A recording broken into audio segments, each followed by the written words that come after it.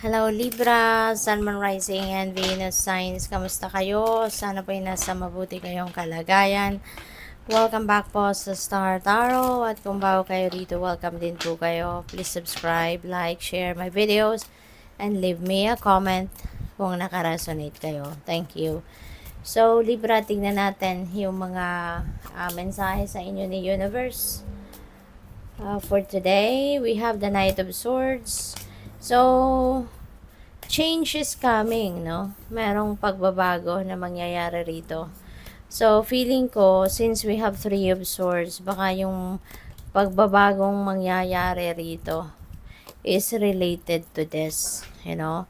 So, meron din tayong Ten of Swords. So, mukhang merong heartache, heartbreak na nangyari sa inyo in the past, and na maaaring galing ito sa mga mahal mo sa buhay, no? Po pwedeng kaibigan mo to, best friend mo kunyari, ganon, or kapamilya, or pwedeng karelasyon ninyo in the past, no? So siguro nasaktan kayo, sinaktan kayo ng taong ito, po pwedeng physically, but mostly emotionally, mentally, yung ganon.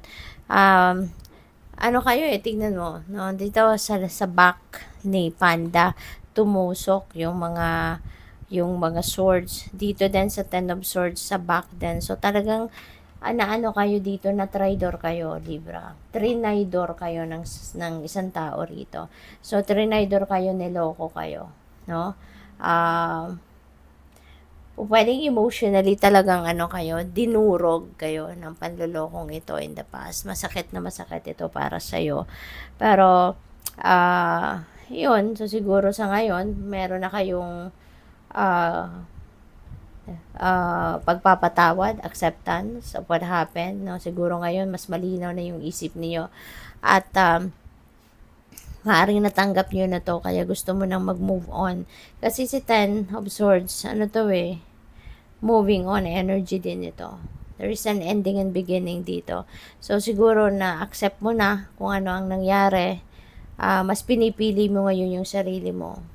Mas pinipili mo na ngayon yung pagbuti ng inyong kalagayan. Kasi if you're going to continue to dwell on this pain, diba, on that heartache, heartbreak, hindi kayo makakapag-move on. No? May stuck na lang kayo sa pagiging ganyan. And there will be no progress. Walang movement, no, yung buhay ninyo. Kaya siguro malilinawan din ang kaisipan ninyo sa ngayon.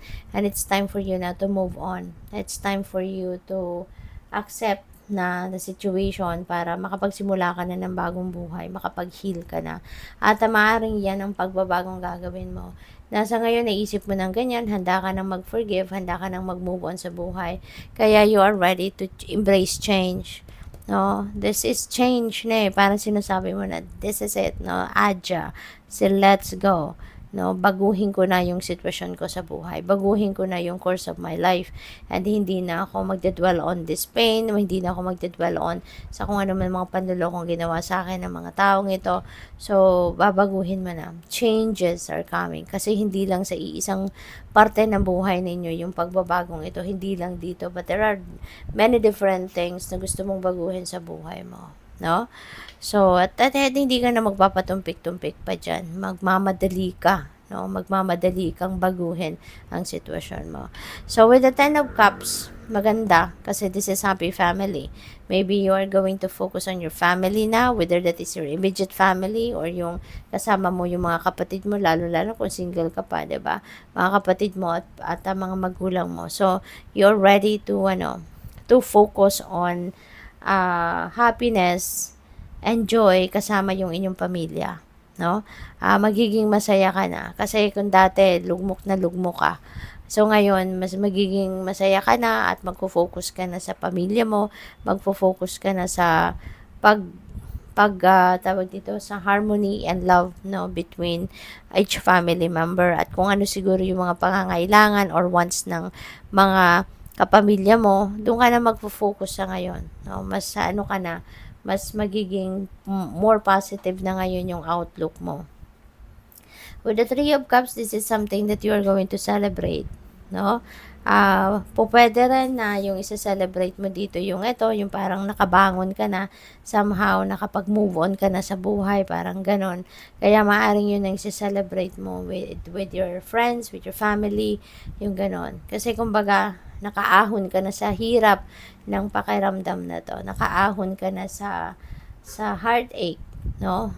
Na naranasan ninyo in the past. Kaya pwedeng ito yung isa-celebrate mo, or pwede rin ang isa-celebrate mo dito is yung pagiging masaya na ninyo ng inyong pamilya at ng mga accomplishments mo.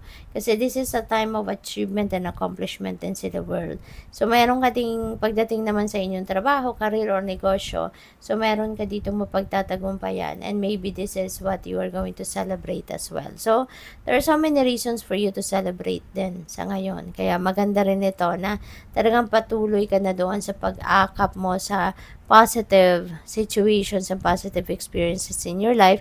At ito, ng kalungkutan na to, hirap ng kalooban, tatalikuran mo na yan totally, no? So, pwede rin na may travel dito, no? Baka kayo ay ta-travel, kayo ay aalis, kayo ay mamamasyal, para siguro, alam yun, mabago naman ang environment mo, something like that.